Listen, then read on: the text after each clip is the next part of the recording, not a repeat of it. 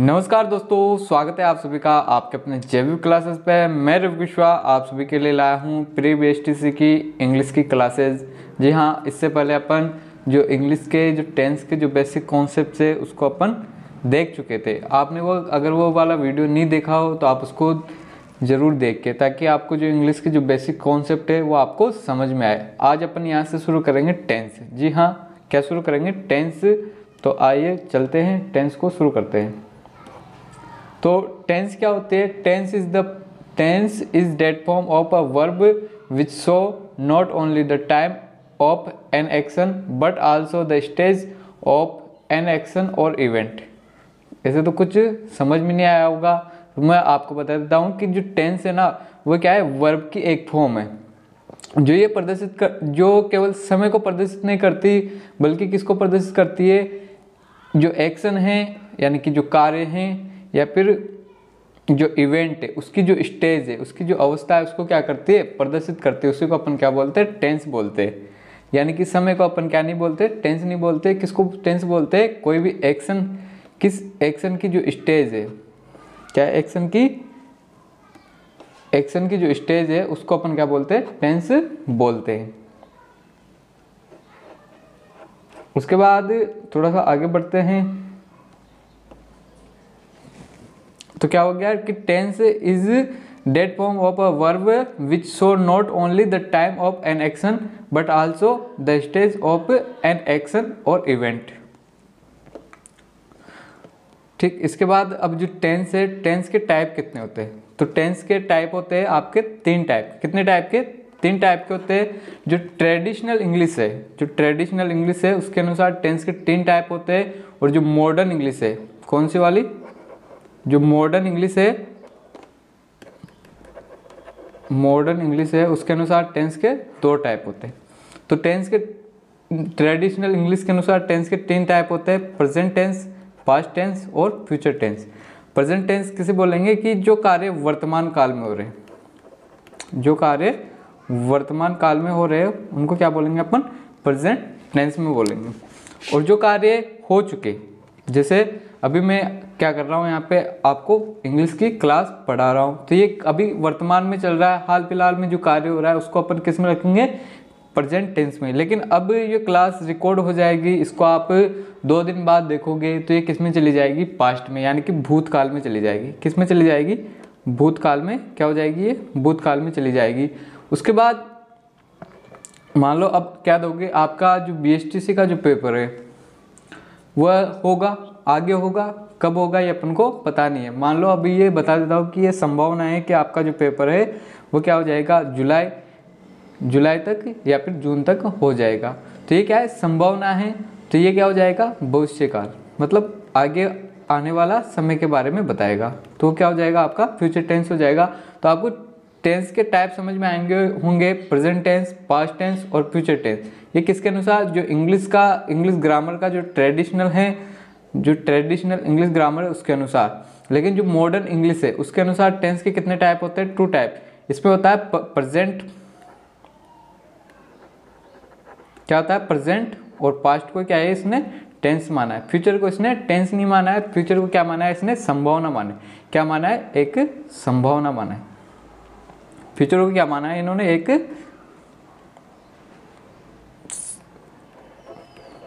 संभावना माना है। क्या माना है? एक संभावना माना है। तो ये आपको टेंस के टाइप समझ में आए होंगे कि टेंस के 3 टाइप होते हैं। जो अभी हम जो कार्य कर रहे हैं, वर्तमान समय में जो कार्य कर रहे हैं उसको अपन क्या बोलेंगे? वर्तमान काल बोलेंगे। उसके बाद जो कार्य आज अपन ने कर लिया और उसको 2 दिन बाद उसी कार्य को अपन किस में बोलेंगे? भूतकाल में बोलेंगे। और फ्यूचर में क्या हो जाएगा? कि कोई कार्य अपन आने वाले समय में अपन करेंगे। जैसे आप आने वाले समय में बीएसटीसी का एग्जाम दोगे, या पीटीटी का एग्जाम दोगे, या फिर कोई भी कॉम्पिटिटिव एग्जाम, जो भी प्रतियोगी परीक्षा है उनको दोगे, तो वो क्या हो जाएगा? आपका फ्यूचर टेंस हो जाएगा। इसके बाद आगे बढ़ते हैं कि प्रेजेंट टेंस। जैसा कि अभी मैंने आपको बताया कि प्रेजेंट टेंस जो वर्तमान में जो भी घटनाएं हो रही है, जो भी कार्य हो रहे हैं, उनके लिए अपन किसका यूज करेंगे? प्रेजेंट टेंस का यूज करेंगे। अब ये टेंसों को, प्रत्येक टेंस को 4 भागों में बांटा गया है। पास्ट टेंस को भी 4 भागों में बांटा गया, प्रेजेंट टेंस को भी 4 भागों में बांटा गया, फ्यूचर टेंस को भी 4 भागों में बांटा गया। तो ये 4 भाग कौन कौन से होते हैं? प्रेजेंट इंडेफिनिट या फिर प्रेजेंट सिंपल टेंस। क्या? प्रेजेंट इंडेफिनिट या फिर प्रेजेंट सिंपल टेंस, यानी कि साधारण वर्तमान काल। क्या बोल सकते हैं इसको अपन? साधारण वर्तमान काल। मतलब जो भी, जैसे राम जाता है, मोहन खाना खाता है, तो ये सब क्या हो गया? प्रेजेंट इंडेफिनिट टेंस के हो गया। उसके बाद प्रेजेंट यानी कि वर्तमान काल में कोई कार्य जारी है, वर्तमान काल में कोई कार्य जारी है, तो उसके लिए अपन कोई भी जो लगातार जो कार्य होता है उसके लिए अपन किसका यूज करते हैं? कंटिन्यूस का। तो प्रेजेंट कंटिन्यूस टेंस में क्या होगा कि जो कार्य है ना वो क्या रहेगा? लगातार क्या रहेगा? जारी रहेगा। मतलब कार्य क्या है? अभी जारी है। उसके बाद present perfect tense. Present perfect tense में क्या हो जाएगा? कार्य क्या हो जाएगा? पूर्ण हो जाएगा। क्या हो जाएगा? कार्य पूर्ण हो जाएगा। और प्रेजेंट परफेक्ट कंटिन्यूस टेंस में क्या होगा? परफेक्ट का आपने देखा कि कार्य पूर्ण हो गया, और कंटिन्यूस में क्या है? कार्य लगातार जारी है। तो यहाँ पे एक हो जाएगा कि निश्चित समय के लिए। क्या? निश्चित समय के लिए कार्य जारी रहेगा। जैसे वह सोमवार से क्या लिख रहा है? पत्र लिख रहा है। जैसे वह सोमवार से पत्र लिख रहा है, तो वह किस में आ गया? आपका प्रेजेंट परफेक्ट कंटिन्यूस टेंस में आ गया। जबकि वह सोमवार को उसने पत्र लिखा, तो वह किस में आ गया? आपके परफेक्ट टेंस में। सोमवार को उसने पत्र लिखा था, ये पास्ट परफेक्ट टेंस में आ गया। उसने पत्र लिख चुका, तो ये किस में आ गया? प्रेजेंट परफेक्ट टेंस में। वह पत्र लिख रहा है, किस में आ गया? आपका प्रेजेंट कंटिन्यूस टेंस में। तो इसको एक बार एग्जाम्पल के माध्यम से देखते हैं कि हिंदी में देखते हैं पहले। वह जाता है। क्या है? वह जाता है। वह जा रहा है। उसके बाद वह जा चुका है। वह जा चुका है। वह 2 बजे से जा रहा है। वो क्या कर रहा है? 2 बजे से जा रहा है। तो इसकी इंग्लिश में बना देता हूँ कि ही गोज। क्या हो जाएगी? He goes. वह जा रहा है, ही इज गोइंग। एकदम बेसिक से चल रहा है। वह जा चुका है, तो ही हैज़ गॉन। उसके बाद ही हैज़, वह 2 बजे से जा चुका है। He has been going since 2 o'clock। क्या हो जाएगा? 2 o'clock। यहाँ पे लिख देता हूँ सिंस 2 o'clock। ठीक है। तो आप अपने यहाँ पे चारों सेंटेंस देखें। पहला वह जाता है, ही गोज। तो ये क्या हो रहा है? अभी वर्तमान में कार्य हो रहा है, तो ये किस में आ जाएगा? आपका इंडेफिनिट टेंस में आ जाएगा। किस में आ जाएगा? इंडेफिनिट में। उसके बाद वह जा रहा है, तो ये किस में आ जाएगा? आपका कॉन्टिन्यूस में आ जाएगा। कार्य लगातार हो रहा है। उसके बाद तीसरा वह जा चुका है। क्या हो चुका है? कार्य पूर्ण हो चुका है, तो यानी कि किस में आ जाएगा? परफेक्ट में।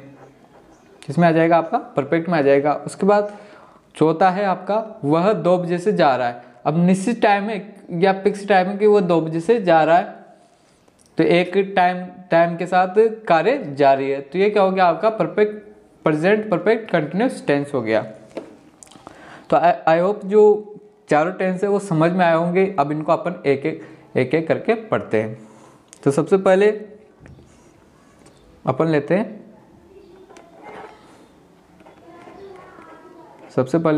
हैं प्रेजेंट टेंस। कौन सा वाला? Present indefinite tense. क्या लेते हैं? प्रेजेंट इंडेफिनिट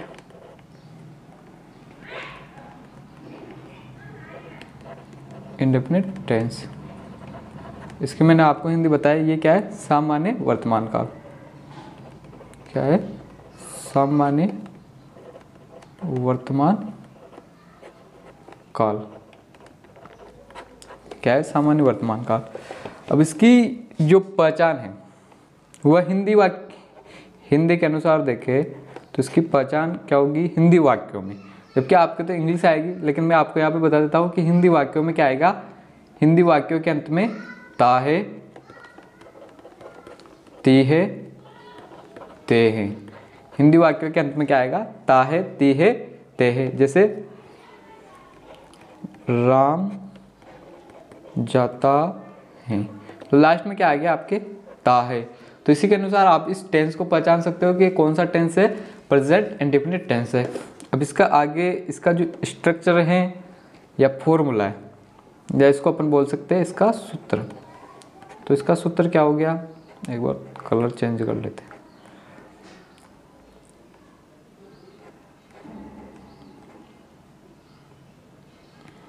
इसका स्ट्रक्चर हो जाएगा सब्जेक्ट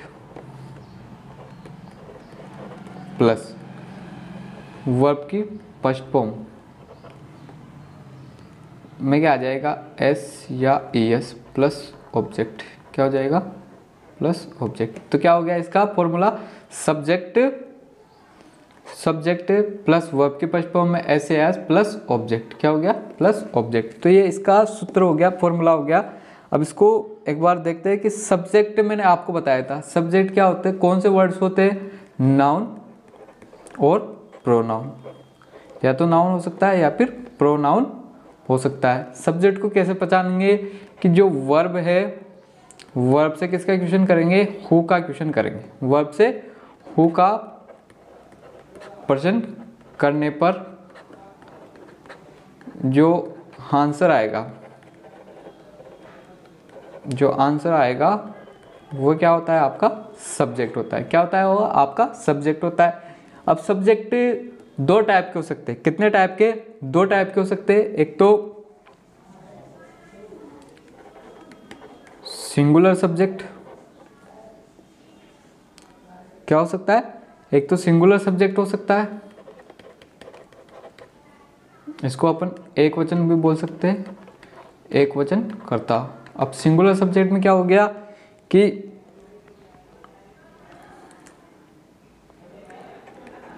ही, सी, इट और एक व्यक्ति का नाम।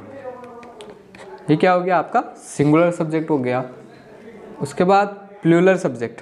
कौन सा वाला? Plural subject.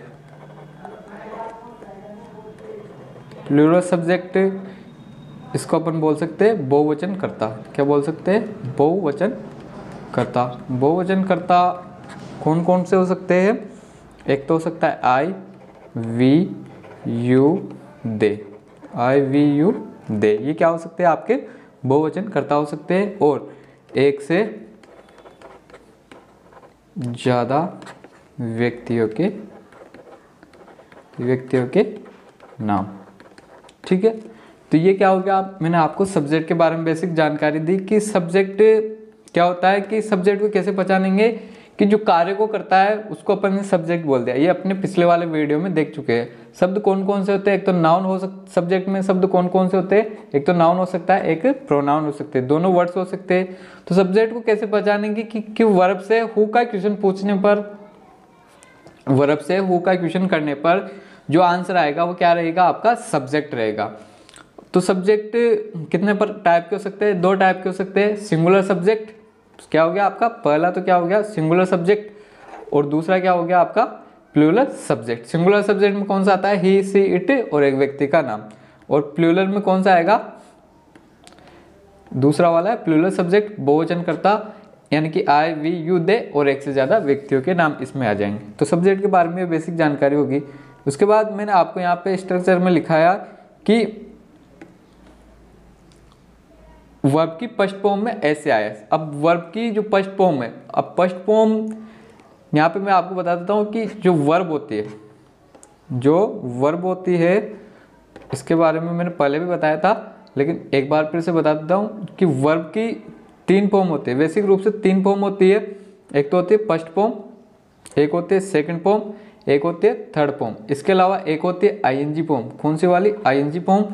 तो ये आपकी वर्ब की तीनों फॉर्म होगी। पहली तो होगी कि जैसे फर्स्ट वाली होती है वो किस में होती है? प्रेजेंट में होती है। सेकंड वाली होती है आपकी पास्ट में होती है। थर्ड वाली परफेक्ट के रूप में होती है। और फोर्थ वाली आईएनजी के रूप में कार्य करती है।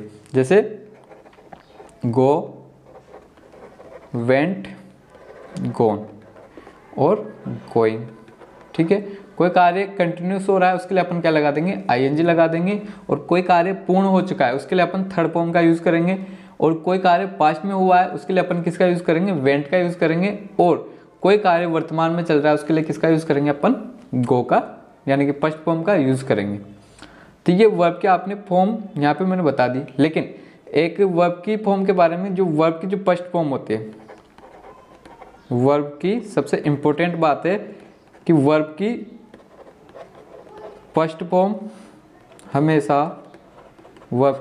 हमेशा प्लूरल होती है। क्या होती है?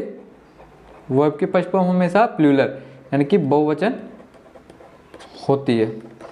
अब वर्ब की फर्स्ट फॉर्म हमेशा बहुवचन होती है, तो इंग्लिश ग्रामर वालों ने क्या किया है कि जो सब्जेक्ट, मतलब जिस टाइप का सब्जेक्ट है, अगर सब्जेक्ट सिंगुलर है, क्या है आपका जो सब्जेक्ट है वो अगर सिंगुलर है तो वर्ब भी कैसे होनी चाहिए? आपकी जो वर्ब है वह भी कैसे होनी चाहिए? सिंगुलर होनी चाहिए।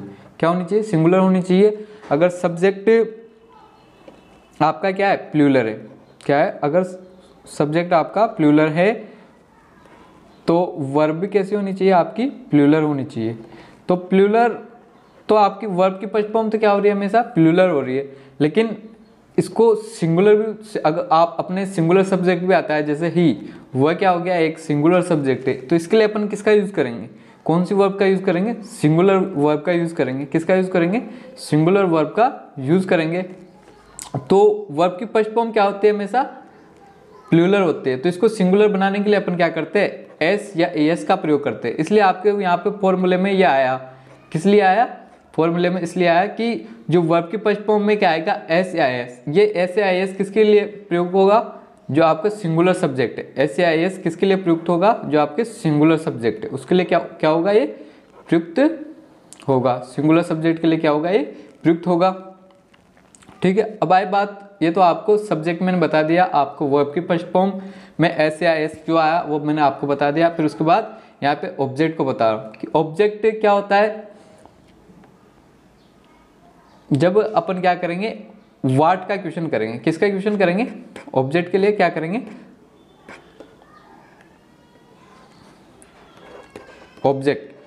ऑब्जेक्ट वाक्य में हो भी सकता है, नहीं भी हो सकता। इसको अपन हिंदी में बोलते हैं कर्म। तो वर्ब से क्या? व्हाट या फिर whom, यानी कि किसे का पर्सन करने पर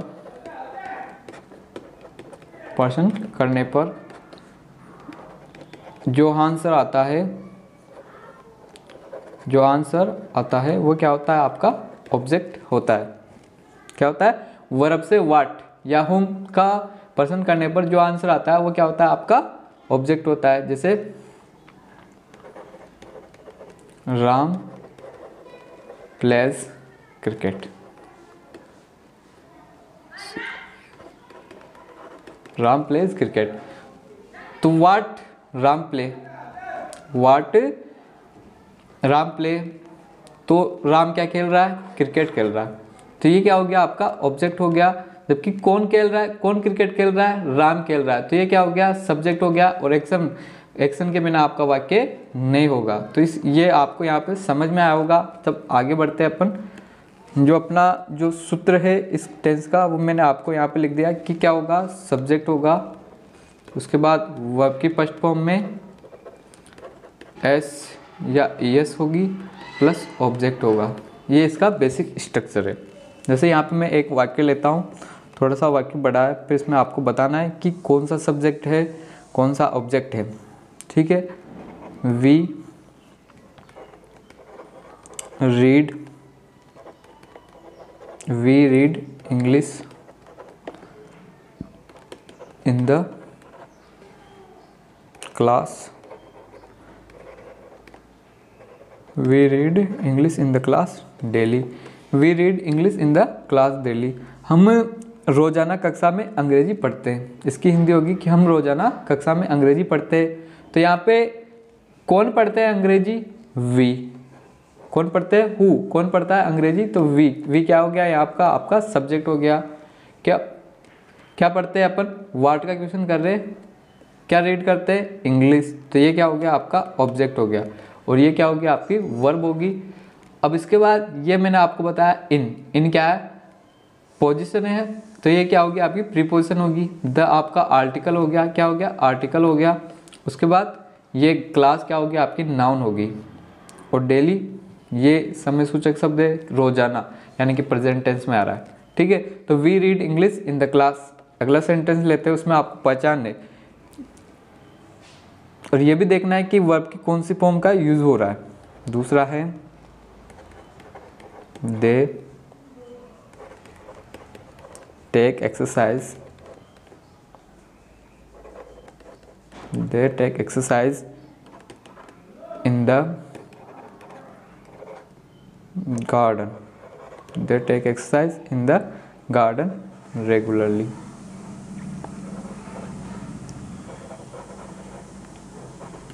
they take exercise in the garden regularly। तो यहाँ पे एक्सरसाइज कौन कर रहे हैं?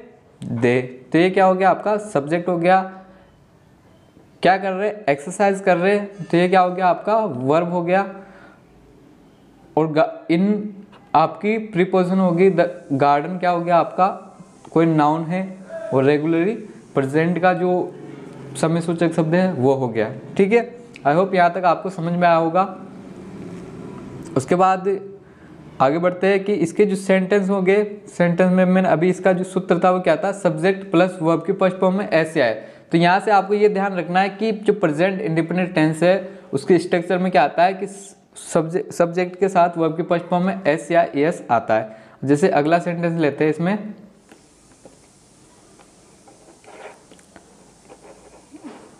Ram goes to Kota, Ram goes to Kota.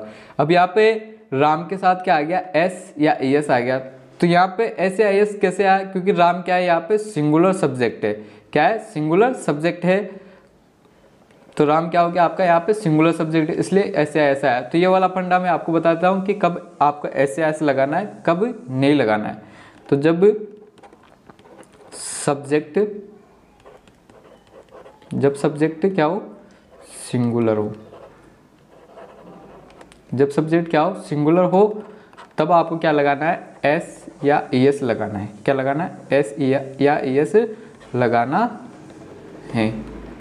इसका कारण भी मैंने बता दिया, क्योंकि जो वर्ब की फर्स्ट फॉर्म होती है वो क्या होती है? हमेशा प्लूरल होती है।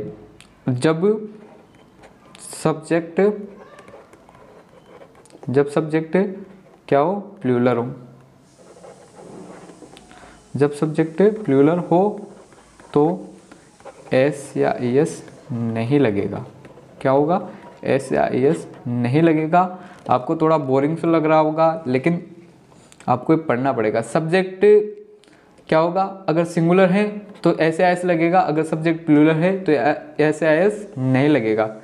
अब जो सेंटेंस होते हैं इसके भी क्या होते हैं? प्रेजेंट इंडिपेंडेंट टेंस में भी 4 टाइप के सेंटेंस होते हैं। कितने टाइप के? 4 टाइप के सेंटेंस होते हैं। पहला अपन ने अफर्मेटिव, वो अपन ने यहाँ पे पढ़ लिया। उसके बाद इसका नेगेटिव वाला, कौन सा वाला? नेगेटिव वाला। नेगेटिव वाले में क्या होगा? नेगेटिव सेंटेंस, इसको अपन बोलते हैं नकारात्मक वाक्य। तो इसमें नाम से पता चल रहा है कि सेंटेंस क्या होगा? नेगेटिव होगा। इसमें किसका यूज होगा? नॉट का यूज होगा। तो इसका जो सूत्र है वो देख लेते हैं। यहाँ पे सब्जेक्ट आएगा, सब्जेक्ट के साथ बी की फॉर्म की जगह मैं यहाँ पे लिख देता हूँ डू या डज प्लस वर्ब की first form plus object, plus क्या आ जाएगा आपका ऑब्जेक्ट आ जाएगा। ठीक है, तो यहाँ पे आ गया सब्जेक्ट हो गया, डू डज हो गया, वर्ब की फर्स्ट फॉर्म। अब यहाँ पे एस या एस आपको नहीं लगाना है, क्या है ऑब्जेक्ट आ जाएगा। ठीक है, तो इसका एक कब सॉरी यहाँ पे नोट भी आएगा, डू या फिर डज नोट। तो इसको एक बार फिर से मैं लिख देता हूँ, क्या है सूत्र, सब्जेक्ट प्लस डू या डज के साथ क्या लगेगा, नोट लगेगा, प्लस वर्ब की फर्स्ट फॉर्म प्लस ऑब्जेक्ट। ठीक है, तो ये आपका जो राइट वाला है वो मैंने आपको यहाँ पे लिख दिया है।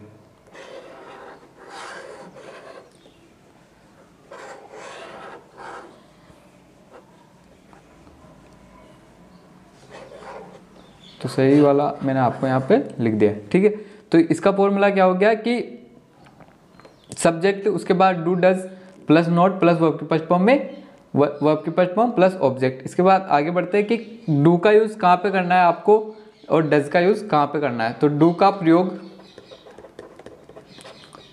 कौन से वाले सब्जेक्ट में होगा, प्लूरल सब्जेक्ट में। डू का वर्ब, डू का यूज़, डू का प्रयोग प्लूरल सब्जेक्ट के साथ किया जाता है। किसके साथ किया जाता है, प्लूरल सब्जेक्ट के साथ, प्लूरल सब्जेक्ट के साथ किया जाता है। ठीक है, प्लूरल सब्जेक्ट के साथ करेंगे।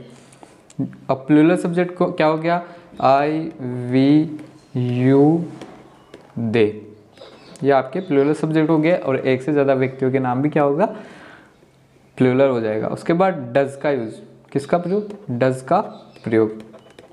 तो डज का प्रयोग सिंगुलर सब्जेक्ट के साथ करेंगे अपन, किसके साथ, सिंगुलर सब्जेक्ट के साथ, सिंगुलर सब्जेक्ट के साथ डज का प्रयोग करते हैं।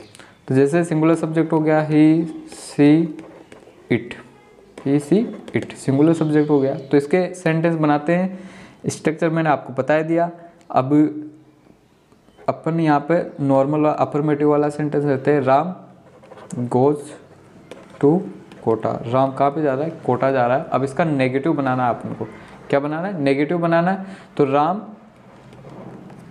सिंगुलर सब्जेक्ट है, एक ही आदमी है, तो क्या आ जाएगा, does not go to Kota. ठीक है, अब इसी को अगला इसका दूसरा वाला लेते हैं, प्लूरल वाला, वी गो टू कोटा। हम कहाँ जाते हैं, कोटा जाते हैं। तो हम क्या हो गया यहाँ पे, प्लूरल सब्जेक्ट हो गया। तो इसका नेगेटिव बनाते हैं, तो नेगेटिव क्या होगा, वी, फिर क्या आएगा, डू या डज। तो वी क्या है, प्लूरल सब्जेक्ट है, इसके साथ आएगा do not go to Kota. ठीक है, ये हो गया आपका नेगेटिव वाला। नेगेटिव वाला आपको समझ में आया होगा। क्या करना है आपको, नेगेटिव वाले में जो सेंटेंस है वो क्या रहेगा, नकारात्मक रहेगा, यानी कि नॉट का प्रयोग होगा।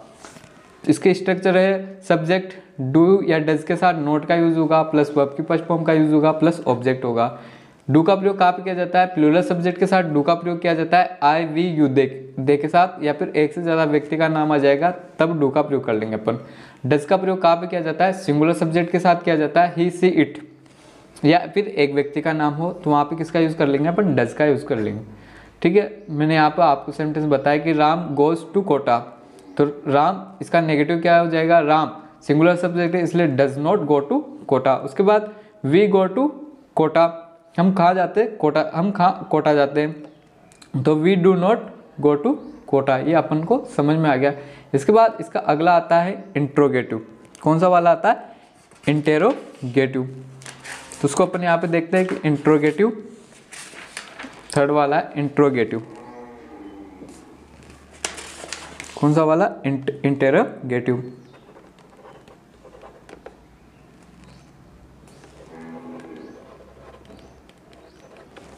इंट्रोगेटिव सेंटेंस,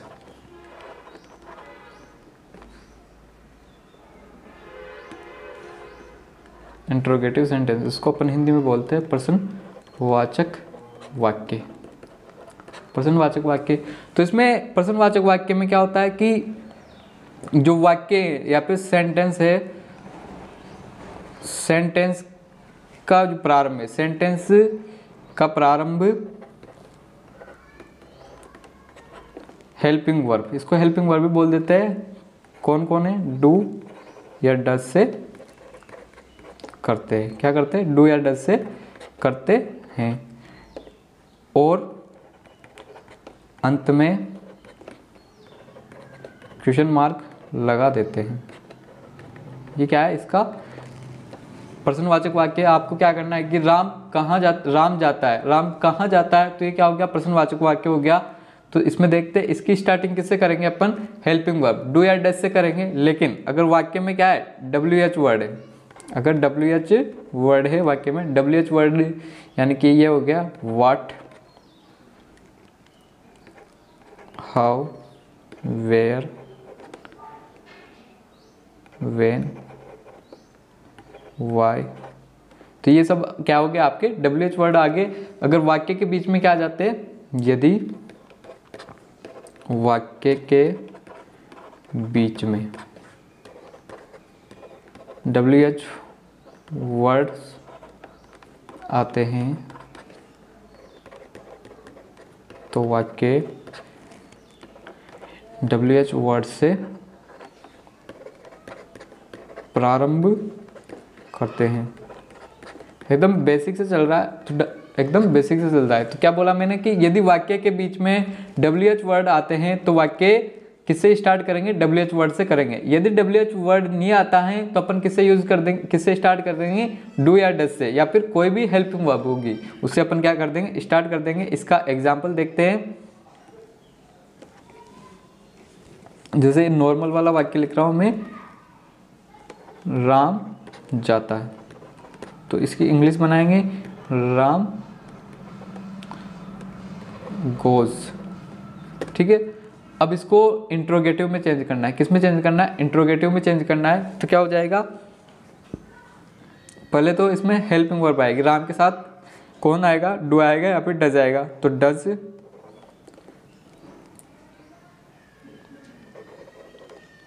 राम गो। अब ये यहाँ पे कैसे आया? तो इसकी सबसे पहले स्ट्रक्चर जानने की कोशिश करते हैं कि इसका जो सूत्र होता है वो क्या होता है। तो यहाँ पे पहले इसको लिखने से पहले सूत्र को जानते हैं। तो इसका जो सूत्र है वो क्या हो गया? पहले तो डू या डज आएगा। क्या आएगा? डू या does plus subject plus verb की फर्स्ट फॉर्म प्लस ऑब्जेक्ट। ठीक है, ये तो हो गया इसका पहला वाला। अगर इसी में नेगेटिव वाला आता है, इंट्रोगेटिव प्लस नेगेटिव, इसको यहाँ पे मैं बता देता हूँ आपको। इंट्रोगेटिव प्लस नेगेटिव आता है दूसरा वाला, तो क्या होगा? डू या does plus subject plus note plus verb की फर्स्ट फॉर्म प्लस ऑब्जेक्ट। ठीक है, ये हो गया। कब? जब वाक्य के बीच में क्या नहीं आए? WH वर्ड नहीं आए। अगर वाक्य के बीच में क्या आ रहे? WH वर्ड आ रहे हैं तो उसको कैसे लिख देंगे अपन? WH वर्ड से वाक्य क्या करेंगे? स्टार्ट करेंगे। फिर उसके बाद डू या फिर डज का यूज करेंगे। फिर क्या करेंगे? सब्जेक्ट प्लस वर्ब की फर्स्ट फॉर्म प्लस ऑब्जेक्ट। ठीक है, और लास्ट में क्या लगा देंगे? क्वेश्चन मार्क लगा देंगे।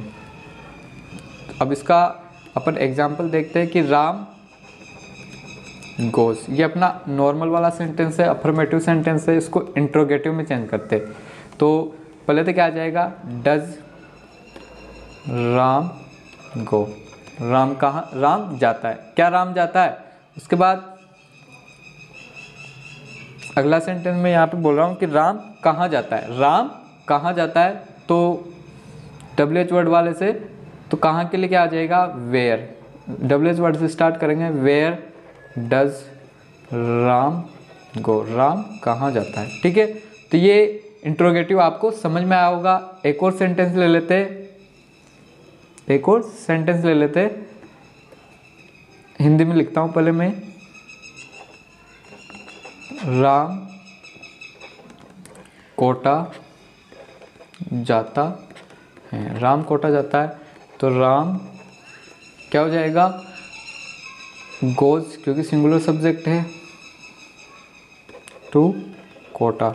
ठीक है, तो ये सिंगुलर हो गया। इसका नेगेटिव देख लेते हैं। नेगेटिव क्या हो जाएगा, राम, फिर क्या आएगा, डज आएगा, does not go to Kota, Ram Kota नहीं जाता है। उसके बाद इसका इंट्रोगेटिव देख लेते हैं कि इंट्रोगेटिव में क्या आएगा, सबसे पहले डू या डज, तो क्या आ जाएगा यहाँ पे, राम के लिए किसका यूज़ होगा, does Ram go to Kota, क्या राम कोटा जाता है, और लास्ट में क्वेश्चन मार्क आ जाएगा।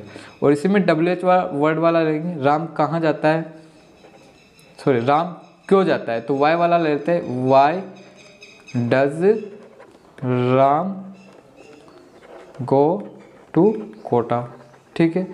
इस लास्ट में क्या लगा देंगे, क्वेश्चन मार्क लगा देंगे। तो एक सेंटेंस से इसके 4 सेंटेंस बनते हैं, अब नॉर्मल वाला, नेगेटिव वाला और इंट्रोगेटिव वाला।